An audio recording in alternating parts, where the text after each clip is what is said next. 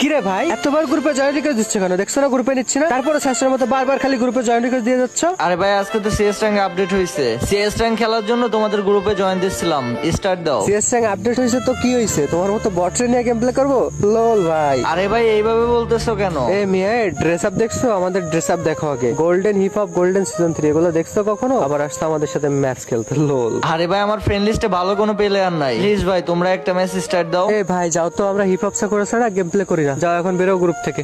আরে ভাই আমারে কিক দিও না, আমার ড্রেস আপ না থাকলে কি হয়েছে, আমি অনেক ভালো খেলি। আর তোমার কাছে তো হিপ হপ নাই, গোল্ডেন সাকুরা কিছুই নাই এগুলা। তোমার নামের পাশে ওয়াইটি লাগাইছে, ইউটিউবার হইছে বড়। তোমার ভিডিও কেউ দেখে ভাই? আরে ভাই দেখবে না কেন, অনেকেই আমার ভিডিও দেখে। কচু দেখে বুঝলা, ভিডিও দেখেই সবাই চলে যায়, কেউ লাইকও করে না, সাবস্ক্রাইবও করে না। এতদিন ধরে ইউটিউবিং করে এখন 1 মিলিয়নই রান করতে পারলে না। পারলে 1 মিলিয়ন করার পর তারপর আইসা আমাদের গ্রুপে। এখন বেরো তো গ্রুপ থেকে। দেখতে তো বললো ওরা কিভাবে অপমান করলো। প্লিজ গাইজ যারা ভিডিওটা দেখতেছো একটা করে লাইক এন্ড সাবস্ক্রাইব করে